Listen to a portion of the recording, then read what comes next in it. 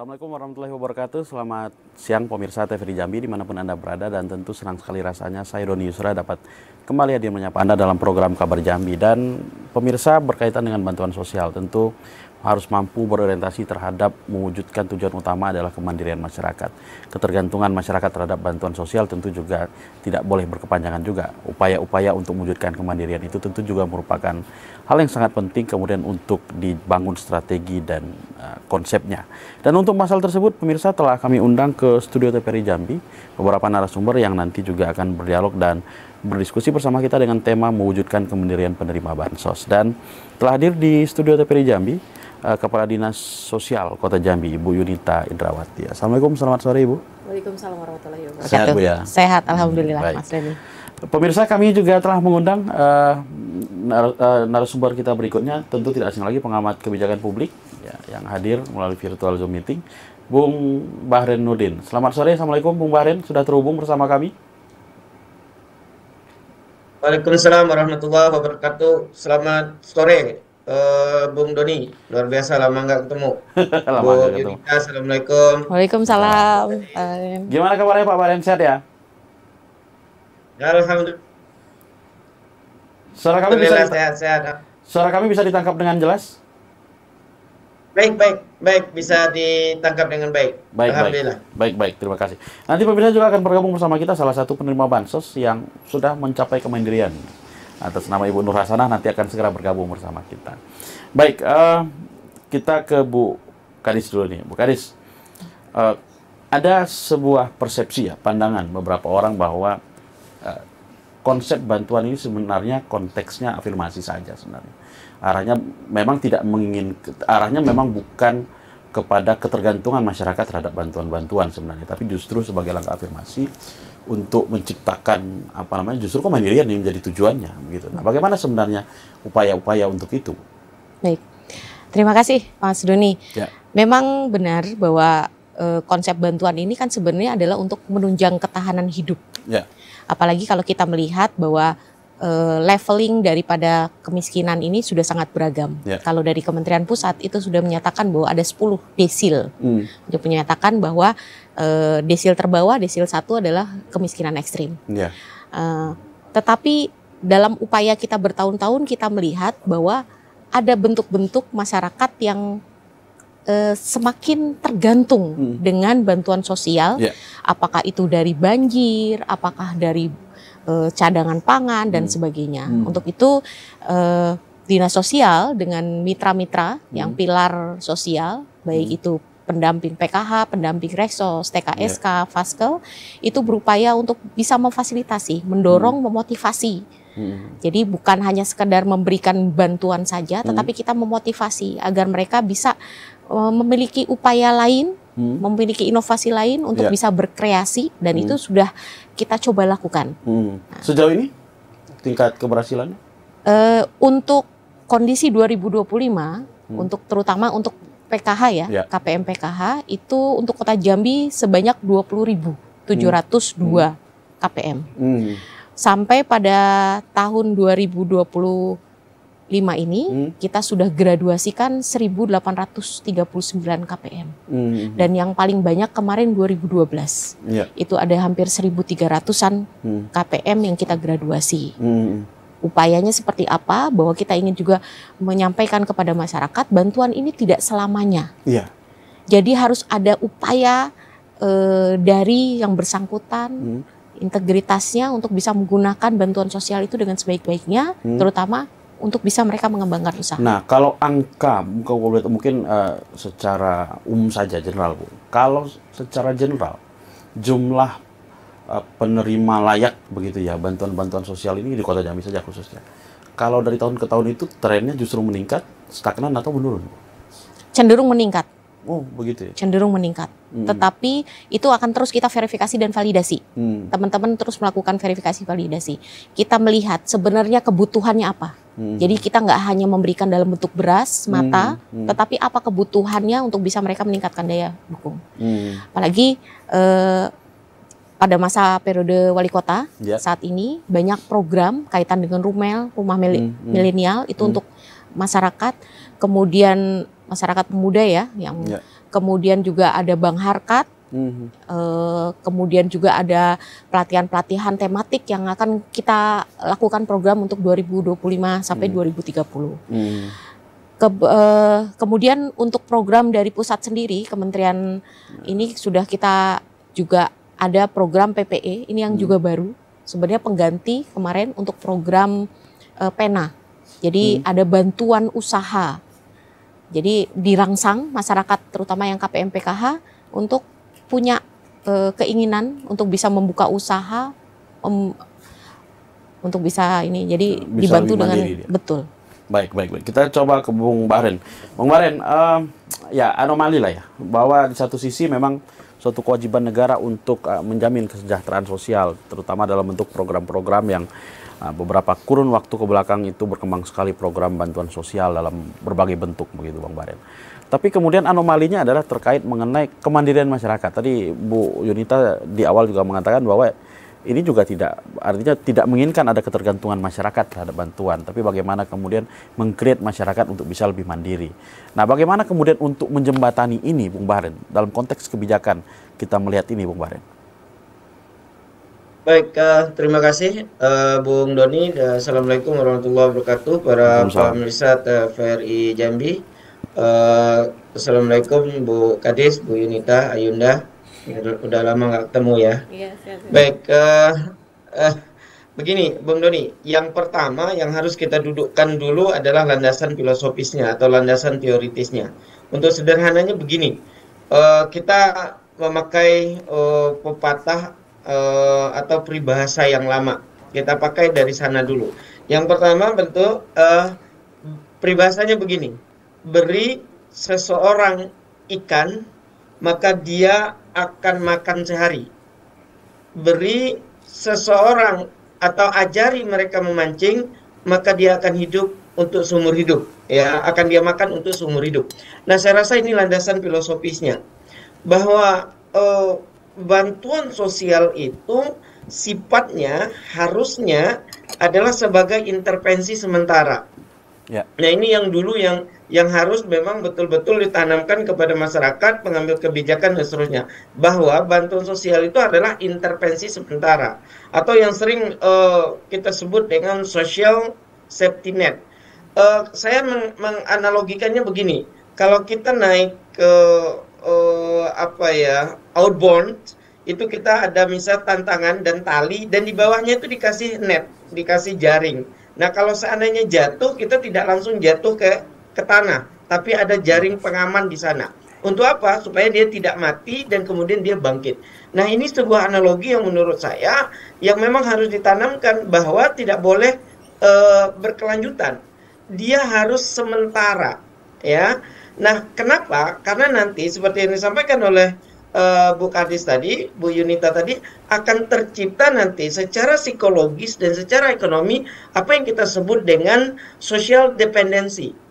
Ada ketergantungan sosial. Nah, ini sangat bahaya.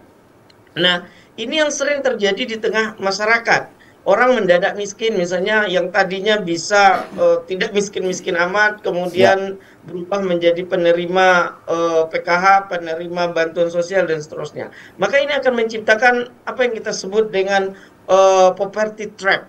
Ada jebakan-jebakan kemiskinan dengan pola yang seperti ini.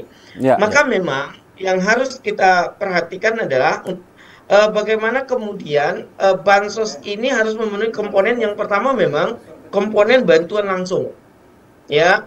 Nah, tetapi ini memang saya setuju dengan Ibu Yunita tadi, Bu Kadis, memang harus memiliki data yang akurat, ya, data yang betul-betul siapa yang pantas untuk menerima bantuan ini.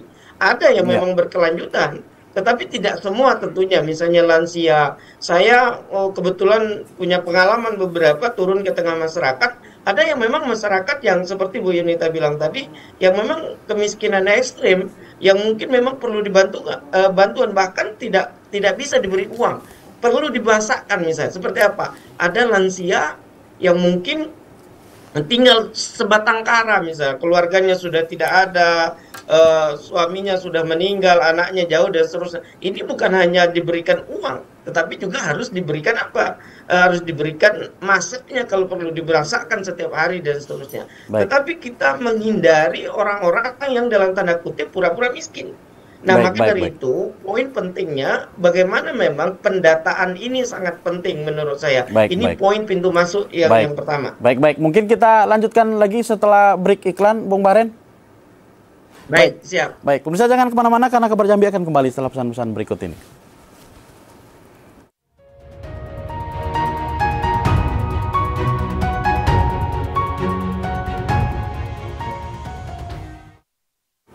Baik, terima kasih pemirsa masih bersama kami dalam program Kabar Jambi dan kita masih membahas berkaitan dengan mewujudkan kemandirian penerima bansos. Dan telah bergabung juga bersama kita pemirsa salah satu penerima bansos di Kota Jambi, Bu Nurhasana. Selamat siang, Bu Nurhasana. Siang, Pak. Sehat, Bu ya? Siang. Baik, boleh ditanya nggak, Bu? Ibu, kalau bansos itu kan luas ya? Iya. Banyak jenisnya, kriteria juga banyak. Nah, Ibu di kriteria yang mana bansosnya? Yang itu, anak sekolah. Oh, buat anak sekolah. Nah, menurut pandangan Ibu punya anak yang masih sekolah? Masih. SD, SMP? SD. Nah, sejauh mana kemudian manfaat ya bansos ini menurut Anda? Bentuknya apa sih bansos? Berupa uang. Kalau yang anak sekolah kan berupa uang. Sebulan 2 bulan sekali kayak gitu, 2,5 juta. 2,5, 3, 2. Nah, dalam pengalaman Ibu selama menerima bansos gitu ya, sejauh mana kemudian program-program bansos ini bermanfaat? Cukup tidak sebenarnya bantuan dari pemerintah itu? Ya lumayan membantu. Untuk biaya sekolah? Iya, karena kan sekolah kan kalau SD kan nggak bayar untuk beli peralatan sekolah. Nah, untuk biaya-biaya lain, untuk di luar selain itu untuk sekolah cukup untuk dari bantuan sosial? Enggak juga sih. Enggak gitu ya. Tapi bagaimana kemudian ibu dan keluarga bisa, hari ini kan pendidikan anak tetap penting, utama seperti apapun. Boleh tahu pekerjaan Ibu? Kami jualan. Awalnya kan kami jualan jajan-jajanan, es. Nah, sekarang nih kami merambat ke jual sate. Kalau sore kami buka sate. Nah, sampai hari ini masih menerima bantuan sosial? Enggak lagi, karena kan kami sudah jualan. Karena kan kami menerima 2020. Ya. 2023 kami mulai jualan. Di bulan-bulan Juli atau Agustus kami sudah mulai jualan. Jadi 2024 kami di stop. Karena kan kami sudah ada pemasukan, suami pun kerja kayak gitu. Jadi tidak begitu dicabut lah karena kan sudah mandiri begitu ya. Kategori mampu. Nah, sejauh mana kemudian bansos ini kemudian mampu mewujudkan, artinya kan kalau kita lihat dari perjalanan Anda tadi, cerita Anda tadi 2020 sampai ke 2024 akhirnya menciptakan kemandirian keluarga Anda. Nah, sejauh mana kemudian bansos mungkin bisa diceritakan peran bansos ini sehingga mewujudkan kemandirian keluarga sampai hari ini gitu. Ya, karena kan dari sebelah itu kan kita tidak harus mengandalkan kayak gitu. Nah, kita harus punya inisiatif harus gitu ya. Bekerja atau misalkan suami bekerja atau istri membantu gitu. Jadi kan tidak begitu tergantung gitu. Kita harus bisa itulah tadi. Jadi Anda juga sepakat bahwa sebenarnya penerima bansos juga jangan selamanya betul. Jangan selalu berharap terus kayak gitu. Nah, kalau misalkan kita sudah mampu ya namanya sudah mampu kayak gitu kan, tidak harus lagi atau dialihkan tempat yang lain kayak gitu. Memang benar-benar membutuhkan. Nah, kalau boleh tanya Bu, kalau menurut pandangan Ibu aja nih, kalau kita kalau misalnya penerima manfaat bansos ini bukan selalu tergantung, menginginkan tergantung terus dengan bantuan sosial, dampak buruknya apa sih Bu? Menurut Ibu? Dampak buruknya ya ibaratnya kita nih mampu tapi Cece tidak mampu kayak gitu.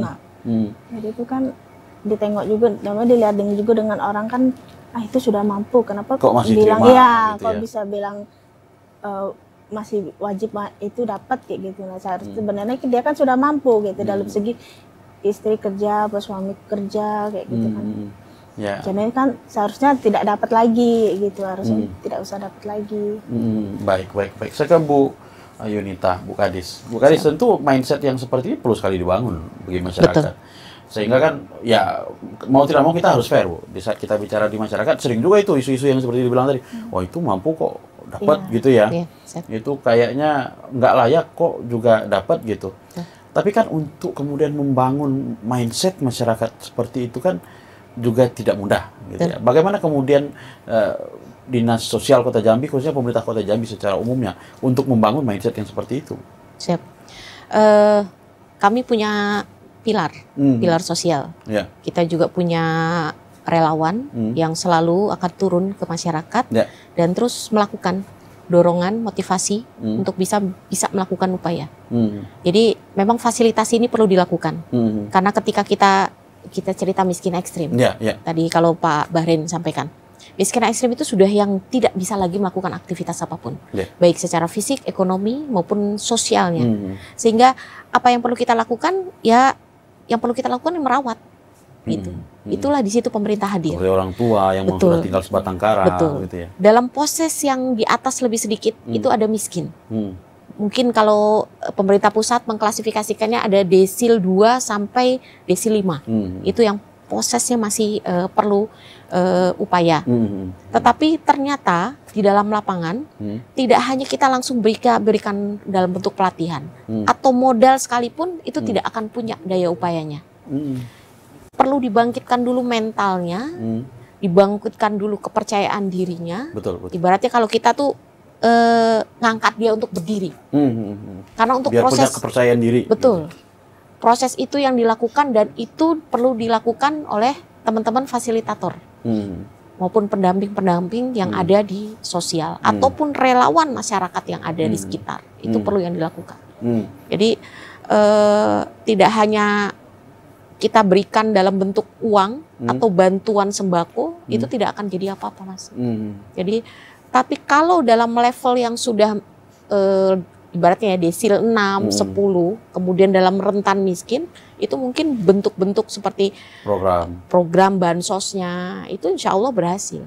Modalnya kalau memang ada upaya seperti itu, ataupun kalau perlu pelatihannya, itu bergerak.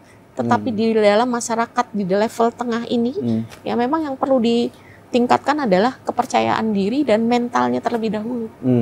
Nah, tadi sempat dibahas juga sama Bung Bahrain. Ini kan updating data juga sangat penting, Bu.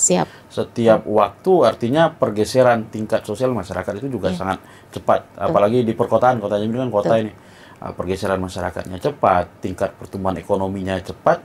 Di samping itu juga tingkat kemiskinannya juga mungkin punya kecepatan juga sangat cepat, bertambah maupun berkurang ya. Nah, bagaimana kemudian melakukan updating data itu? Jadi dari tahun 2023 memang saya concern terhadap data. Jadi ada aplikasi yang kita memang sudah buatkan dan ada indikator yang juga kita sudah susun terkait dengan kemiskinan.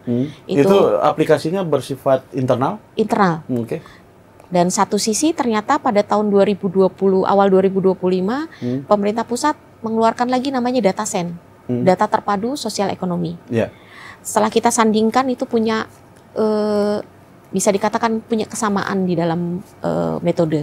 Jadi insya Allah melalui proses data tersebut, verifikasi dan validasi terus kita lakukan, insya Allah nanti kita bisa punya clustering terhadap masyarakat. Clusteringnya itu untuk apa? Ya untuk bisa memetakan kebutuhan dan intervensi apa yang harusnya sebenarnya kita perlu lakukan. Perlu dilakukan. Sampai sejauh itu kajian dilakukan. Tentu hasilnya diharapkan juga lebih maksimal. Baik, saya ke Bung Bahrain lagi. Bung Bahrain, mungkin juga beberapa pandangan Anda tadi sempat terpotong jeda iklan kita. Tapi ada juga hal yang juga perlu Anda berikan pandangan, Bung Bahrain. Berkaitan dengan kemudian, tadi kan Anda juga sempat membahas mengenai klasterisasi atau tingkatan kemiskinan itu mulai tadi ekstrim ya, miskin, rentan miskin dan seterusnya seperti itu. Bagaimana kemudian tadi clear mungkin kalau terhadap rentan miskin atau seperti apa yang mungkin masih bisa intervensi program ataupun bantuan-bantuan usaha dan sebagainya. Nah, untuk yang ekstrim ini, apakah kalau kita menggunakan konsep kemandirian begitu, apakah masih memungkinkan kemudian program-programnya juga mengarah pada kemandirian, Bung Bahrain? Ya, saya rasa tadi sudah disampaikan oleh Bu Kadis, paling tidak mereka di pemerintah sudah memiliki kategori-kategori dan klasifikasi-klasifikasi tersebut. Menurut saya memang kalau yang ekstrim miskin itu ya memang tidak bisa, ya memang tidak bisa kita majukan kasih modal dan seterusnya. Yang ekstrim itu yang memang dan di kategori ini memang bahkan di situ perannya misalnya Departemen Sosial memiliki panti asuhan misalnya atau panti jompo dan seterusnya. Ini memang harus diberikan secara memang maksimal, dipelihara oleh negara karena itu juga dilindungi oleh undang-undang yang ini. Nah, kita berbicara kemandirian ini tentunya seperti tadi, seperti yang disampaikan oleh Ibu yang penerima ya. Ya. Mohon maaf, nama Bu Nur Hasanah. Bu Nur Hasanah. Bu Nur ya, Bu Nur Hasanah misalnya. Dalam kategori-kategori ini ya seperti Bu Nur ini yang memang kita memerlukan spirit. Kalau saya lebih teknis menyampaikan misalnya kita memerlukan transformasi mindset. Ya, memang ini mindsetnya tuh harus ditransformasi gitu ya. Memang harus ini secara kontinu. Tapi yang ekstrim miskin tadi itu memang quote and quote pemerintah dalam hal ini Departemen Sosial ya itu memang harus turun tangan, harus pegang, harus perhatikan gitu loh. Itu memang yang memang dan ini harus kontinu, tidak bisa sementara kalau hal-hal yang seperti ini. Tetapi pada yang rentan miskin misalnya, maka saya mengatakan penanganan kemiskinan bahasa ini tidak bisa single sektor, tetapi adalah multi sektor atau multi stakeholder. Kita dulu di Departemen Sosial Kota Jambi itu pernah diskusi panjang lebar ini tuh dengan Bu Kepala Dinas. Misalnya ketika kita untuk membangun sebuah gedung, itu tidak hanya terlibat persoalan pembangunan gedung, tapi bagaimana misalnya akses kawan-kawan disabilitas, bagaimana gedung itu menghasilkan sektor ekonomi dan seterusnya. Bersama penanganan kemiskinan ini harus multi stakeholder ya. Misalnya begini Bung Doni, yang paling sederhana. Misalnya ada kebijakan sekarang motor yang mati sekian tahun harus diambil misalnya. Coba bayangkan kalau itu terjadi dengan pedagang tebu misalnya. Ya pedagang tebu yang motornya diambil oleh polisi. Besok dia jatuh miskin. Karena dia sudah tidak bisa lagi berdagang tebu. Nah itu yang tadi kita katakan datanya itu sangat fluktuatif gitu. Karena apa? Karena motor yang dia pakai untuk berdagang debu itu sudah diambil misalnya karena tidak bayar pajak dan seterusnya. Kemudian dia mungkin jatuh miskin, tidak bisa bayar sekolah anaknya karena dia sudah tidak bisa berdagang. Ini kan sesuatu yang harus multisektor yang harus dilihat. Halo, Bung Baren. Departemen Sosial tidak bisa jalan sendiri, kemudian Satpol PP dan seterusnya. Tetapi kita melihat ini secara komprehensif. Nah, ini yang mungkin kita akan dorong untuk menyelesaikan kemiskinan ini. Gitu kira-kira. Baik, Bung Baren. Nanti ini juga mau saya klarifikasi ke Bu Kepala Dinas, tapi saya mau buka dulu lewat Bung Baren nih. Tadi kan kita berbicara dalam konteks ya warga yang terdata dan sebagainya, tapi kita juga tidak bisa mengenyampingkan keberadaan kelompok-kelompok masyarakat yang hari ini, maaf kita katakan di Kota Jambi sangat menjamur sekali di perempatan gitu ya, di lampu-lampu merah dan sebagainya. Nah, itu juga tentu tidak lepas dari konteks bagaimana kita berbicara tentang sosial juga dan berbicara tentang tingkat kemiskinan juga. Nah, pandangan Anda terhadap hal tersebut, Bung Baren? Ya, ini juga pernah kita bahas sama ini Bung Doni. Nah, mengenai kawan-kawan yang berada di perempatan jalan, kita katakan misalnya Pak Bu Yunita tuh punya istilah sendiri tuh, misalnya begepeng ya, gelandangan dan pengemis misalnya bahasa. Minta maaf, saya nggak tahu istilah yang pasnya. Tapi, nah ini juga harus harus betul-betul diklarifikasi, harus betul-betul dilihat. Jangan sampai yang kita inginkan, yang kita khawatirkan adalah di sini terjadi pabrikasi kan. Ada orang-orang tertentu yang memanfaatkan mereka ini kemudian untuk berdiri di jalan, diantar pagi, dijemput sore, kemudian hasilnya dibagi. Nah ini harus diperhatikan. Apakah betul-betul kawan-kawan yang berada di tengah minta mengemis misalnya di tengah jalan itu memang betul-betul mereka membutuhkan. Nah kalau itu memang mereka membutuhkan, di situ turun tangan kepada kawan-kawan dinas sosial misalnya, karena itu. Tetapi ketika ini adalah pabrikasi, ada oknum-oknum tertentu yang antar pagi jemput sore, ini harus ditangkap, polisi turun tangan, karena ini boleh jadi masuk kepada pedagang manusia, pemanfaatkan manusia, apapun istilahnya, tapi ini bagian daripada kriminalitas. Jadi kita harus melihatnya betul-betul secara komprehensif. Kita harus melihatnya secara detail. Tidak bisa kita samaratakan atau kita justifikasi secara general. Nah, ini yang dibutuhkan, peran-peran seperti ini yang dibutuhkan kawan-kawan dinas sosial, baik provinsi maupun di kota. Dan kita mungkin di kota akan berbeda dengan yang di desa, ya. Bagaimana kemiskinan kota, urban, itu akan berbeda dengan yang ada di rural. Dan penanganannya tentu juga akan sangat berbeda. Bagaimana menangani kemiskinan yang ada di kota dengan kemiskinan yang ada di desa. Ini pun perlu kajian, ini pun perlu kecermatan di dalam mengatasi persoalan ini. Jangan sampai kita mengatasi masalah tapi menciptakan masalah-masalah baru. Nah, ini yang saya sebut tadi, perlunya apa? Multi stakeholder dan lintas sektoral. Ini berulang kali di dalam berbagai persoalan saya katakan, jangan sampai kita menyelesaikan persoalan itu secara parsial. Jangan sampai kita merasa sudah menyelesaikan persoalan, tapi ternyata kita menciptakan persoalan yang baru. Baik. Nah, lebih-lebih ini persoalan sosial. Persoalan sosial itu dinamis. Hari ini dia bisa beli beras, belum tentu besok dia beli beras. Kenapa? Mungkin di PHK, mungkin terjadi kecelakaan. Coba bayangkan ketika malam ini dia kejadian kecelakaan, begitu banyak uang yang harus dia keluarkan, besok dia sudah jatuh miskin. Siapa yang akan memberikan data yang seperti ini?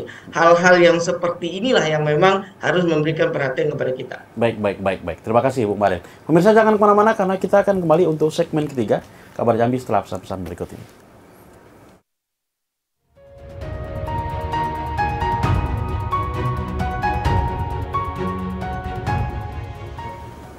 Baik, terima kasih pemirsa, masih bersama kami dalam program Kabar Jambi dan kita masih membahas mengenai mewujudkan kemandirian masyarakat penerima bansos. Dan seperti biasa pada sesi ketiga ini kami mengundang Anda untuk berpartisipasi bersama kami melalui line telepon 66385 dan bagi Anda yang berada di luar Kota Jambi dapat menggunakan kode area 074166385. Baik, sebelum ke Bu Kadis, saya ke Bu Nurhasana dulu. Ya, sebenarnya ada kaitan juga sih dengan yang tadi dibahas dengan Bung Baren tadi. Sebenarnya yang menjadi tantangan utama yang paling berat masyarakat itu kemudian ya artinya kan ya bersyukur semua masyarakat penerima bansos secara berpikirnya seperti Bu Nurhasana ya. Apa sebenarnya yang paling berat bagi masyarakat kemudian untuk memandirikan diri dan mengakui kemandiriannya itu Bu sebenarnya? Itu kan tergantung kejujurannya. Ya, kejujuran seseorang sendiri gitu. Misalnya ibaratnya mampu tapi bilang tidak mampu gitu kan. Misalnya dulu nggak mampu, sekarang udah mampu gitu. Iya, harusnya kan ya sudahlah, tidak berhak lagi gitu. Boleh nggak saya tanya sedikit pribadi Bu Nur? Misalnya gini, kalau boleh kita bandingkan gitu ya, kita comparekan, sebenarnya lebih nyaman dengan menggantungkan diri dengan bansos atau sebenarnya memandirikan diri dengan seperti Ibu tadi punya usaha sendiri? Oh, enak mandiri. Lebih enak mandiri? Iya. Apa yang kemudian menyebabkan mandiri itu lebih enak? Karena kan ibaratnya usaha sendiri, enak usaha sendiri. Tidak tergantung dengan orang lagi gitu ya. Iya. Punya usaha sendiri, bisa berkembang. Iya. Gitu ya. Jadi tentu pemikiran ini perlu dibangun. Iya. Nah, kaitan dengan tadi Bu, jadi sempat kita bahas dengan Bung Baren. Kan tidak sedikit juga, ya saya nggak tahu istilah yang paling pas untuk menyebutkan kelompok-kelompok masyarakat, kelompok-kelompok sosial yang ada di perempatan, lampu merah. Saya khawatir salah istilah nanti menggunakannya atau tidak pas begitu. Kasat mata kita melihat ada peningkatan. Ya. Tapi sebelumnya kita mungkin sapa penelpon kita dulu Ibu. Halo, Assalamualaikum, selamat sore. Halo. Assalamualaikum warahmatullahi wabarakatuh. Halo. Selamat sore juga Bung Doni Yusra. Assalamualaikum warahmatullahi wabarakatuh dari Yudi Telanai.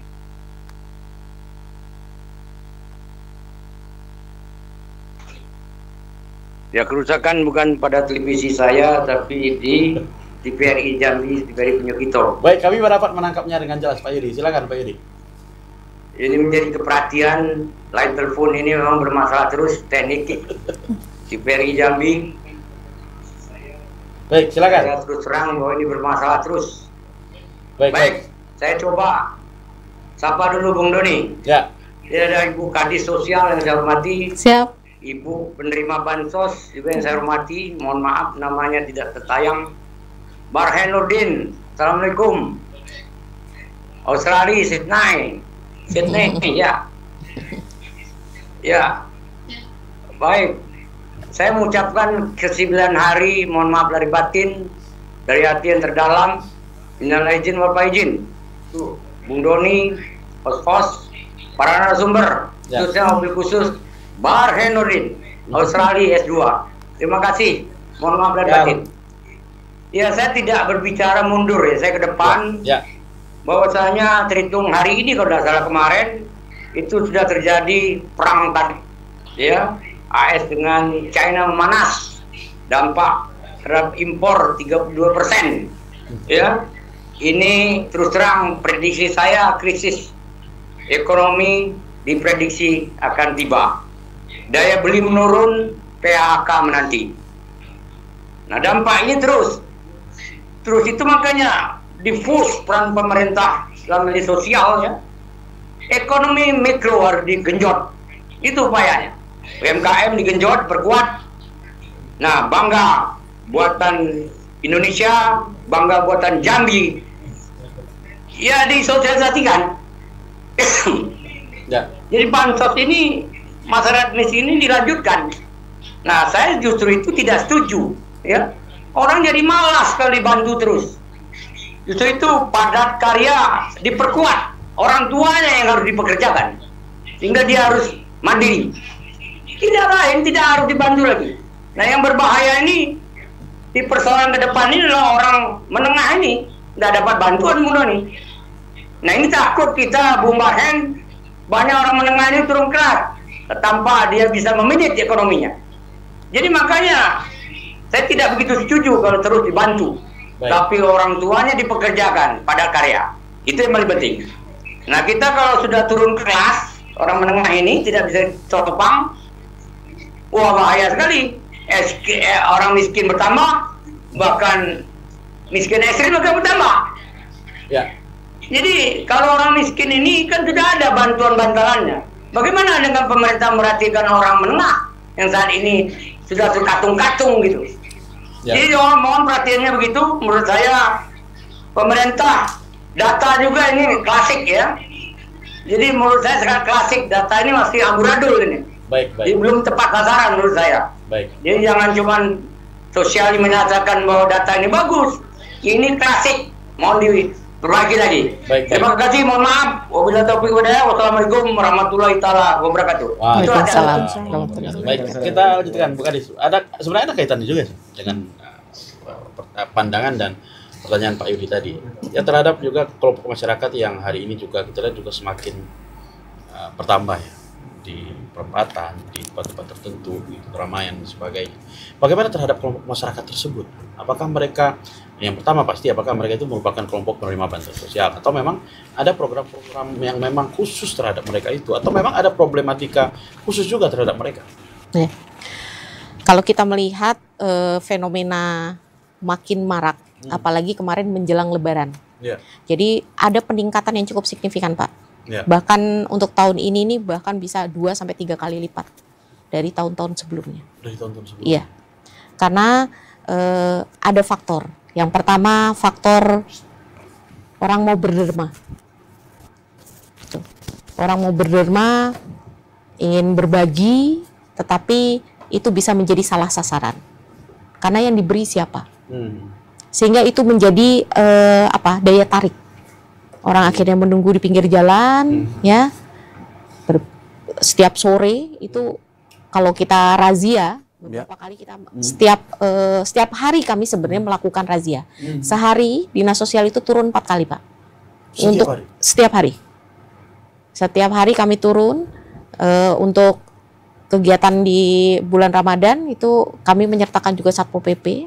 Nah, tetapi kalau kami memang cek, kami sampai lihat aktivitasnya, ternyata HP, rokok, itu kan sebenarnya bagian dari indikator kemampuan.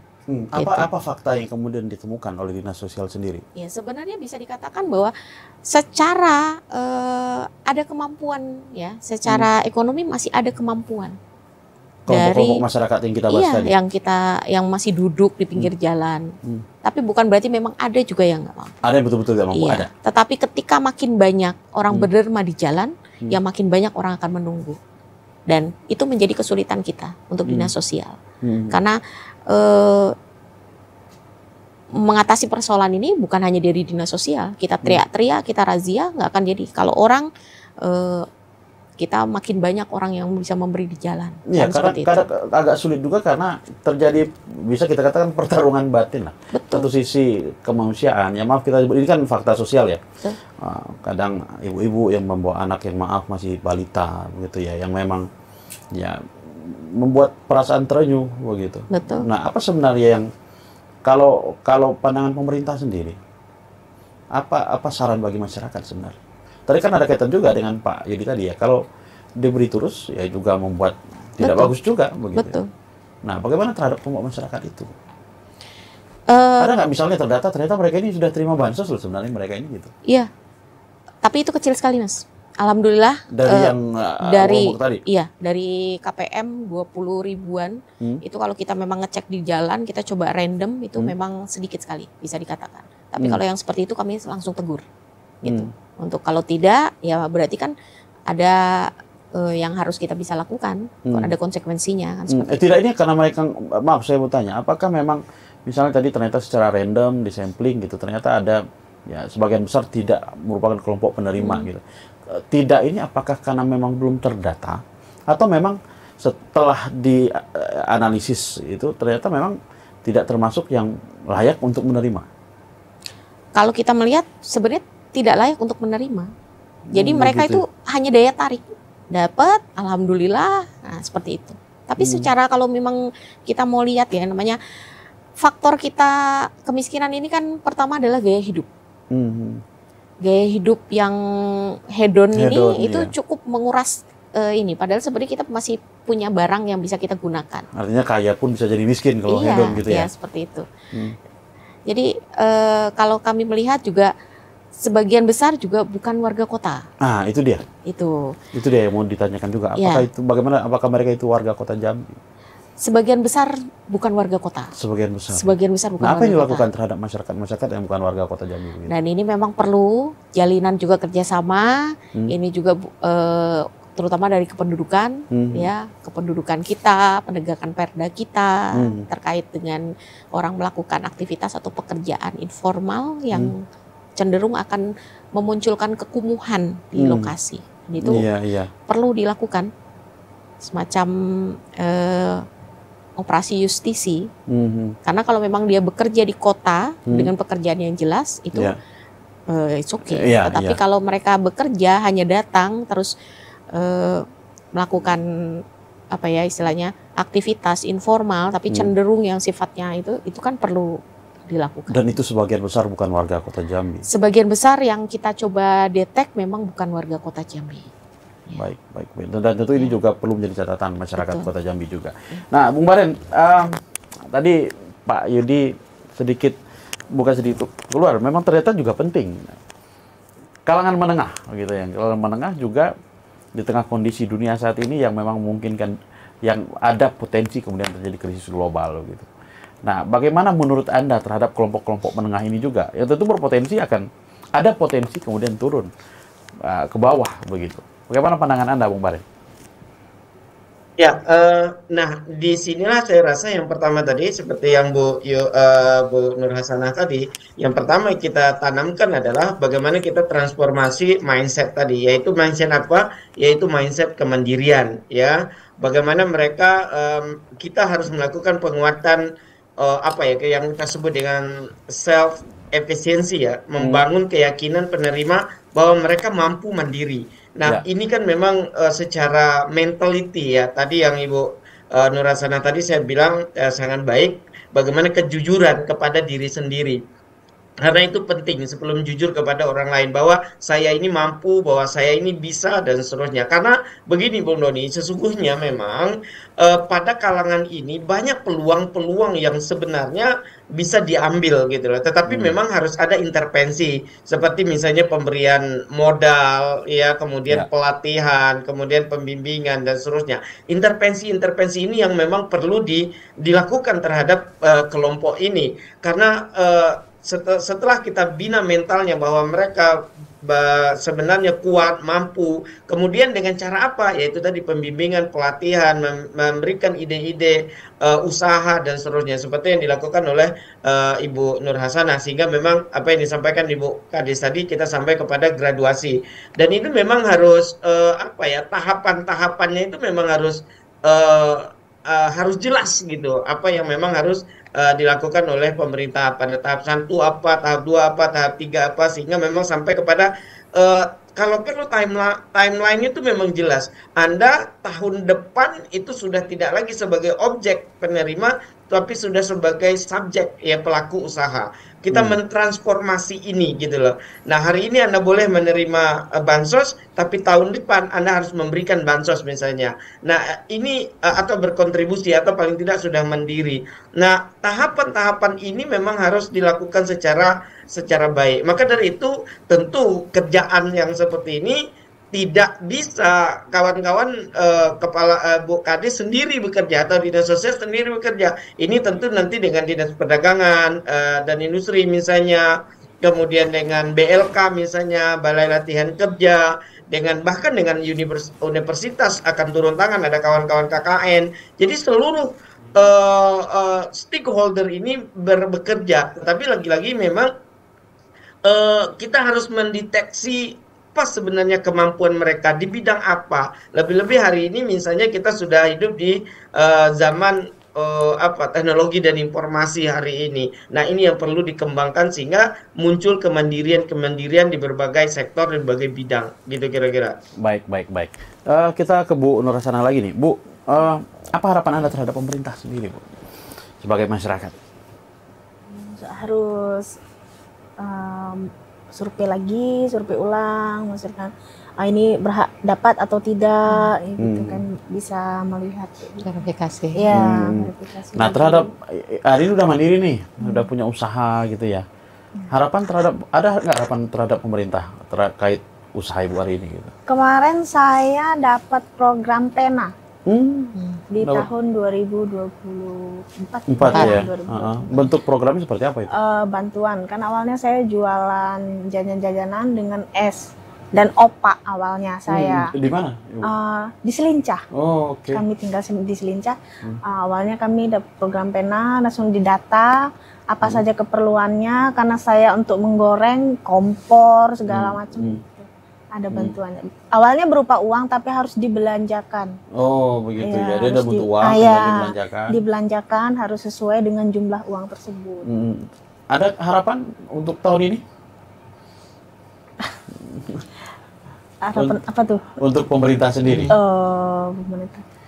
Apa program dilanjutkan atau ditingkatkan gitu? Ya, boleh ditingkatkan. Apa yang paling Anda butuhkan sebenarnya? Kami. Ya, Bung Maren. Maaf, menjelas sedikit. Yang mungkin ke depan, Bu Nur Hasanah, izin mungkin memberikan sedikit masukan. Yang dibutuhkan ke depan adalah membentuk kelompok swabantu gitu loh. Nah, orang-orang yang sudah mandiri seperti Bu Nur Hasanah ini harus berada dalam satu kelompok gitu loh. Baik. Supaya apa? Supaya mereka saling mendukung satu sama lain, memiliki mindset yang sama gitu loh. Jadi tidak sendiri-sendiri lagi. Ini pemerintah harus memang betul-betul membuat kelompok-kelompok mereka ini gitu. Atau bentuk usaha bersama, jaringan dukungan sosial dan seterusnya. Nah, menurut saya ini sangat penting ke depan sehingga mereka tumbuh maju bersama tuh. Nah, nanti akan kita buat beberapa kelompok gitu ya. Ini kelompok A ini memang sudah mandiri, kelompok kedua butuh pendampingan dan seterusnya. Tapi orang-orang yang seperti Bu Nur Hasanah ini jangan ditinggal nih. Ya, tapi harus dikelompokkan sesama mereka sehingga tumbuh berkembang bersama. Baik. Mungkin kita tahan dulu, Bu. Pemirsa jangan kemana-mana karena kabar Jambi akan kembali setelah pesan berikut ini.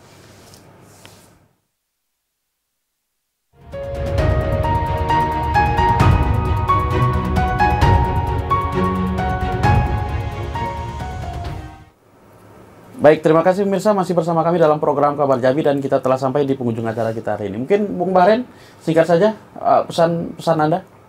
Baik, yang terakhir sebagai closing statement, yang pertama kepada pemerintah jangan berhenti untuk menciptakan program-program untuk masyarakat sehingga kita mencapai kesejahteraan untuk masyarakat. Jangan lelah. Ya, yuk kita terus memberikan yang terbaik untuk masyarakat sehingga tercapai kesejahteraan, kemakmuran dan seterusnya. Yang kedua, kepada masyarakat kita harus memiliki mindset tangan di atas, jangan mau selamanya menerima bantuan tangan di bawah. Suatu saat harus menjadi tangan yang di atas. Dan kemudian kita menyelesaikan persoalan ini secara multi stakeholder. Ayo seluruh kawan-kawan LSM, kemudian siapapun yang terlibat, mari kita sama-sama bekerja sama untuk mencapai kesejahteraan bersama. Mudah-mudahan ada manfaatnya. Saya mohon maaf kalau ada yang salah. Assalamualaikum warahmatullahi wabarakatuh. Waalaikumsalam warahmatullahi wabarakatuh. Salah?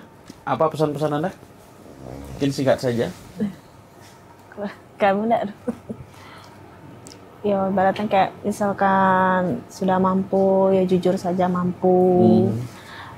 Ya berkaryalah dengan keahliannya. Karena mandiri itu jauh lebih baik. Iya. Baik. Mungkin pesan-pesan Bu Kadis apa? Bu Kadis? Pemerintah Kota Jambi menuju Kota Jambi Bahagia, kita akan berupaya untuk makin merealisasikan program-program, terutama kita coba untuk memperbaiki data kita, ya, data tentang kemiskinan, data tentang warga, dan tetapi ini juga membutuhkan juga kolaborasi dari masyarakat sekitar, karena atensi terhadap masyarakat miskin atau yang kita sebut sebagai PPKS, pemerlu pelayanan kesejahteraan sosial, ini perlu dukungan energi dari masyarakat terbawah, masyarakat terdekat, termasuk juga keluarga. Baik. Terima kasih atas kehadirannya Bu Yunita, Bu Nurhasana, dan tentu Bung Bahril Nurdin dalam dialog Kabar Jambi hari ini. Dan pemirsa, demikian tadi dialog singkat kita berkaitan dengan mewujudkan kemandirian penerima bansos. Pada prinsipnya tentu adalah bagaimana kemudian bantuan ini tidak menjadi tumpuan utama masyarakat, tapi justru menjadi langkah afirmasi untuk mewujudkan kemandirian masyarakat untuk kehidupan yang lebih baik. Akhir kata, saya Doni Yusra undur diri dan tentu kita jumpa lagi minggu depan. Assalamualaikum warahmatullahi wabarakatuh. Waalaikumsalam warahmatullahi wabarakatuh.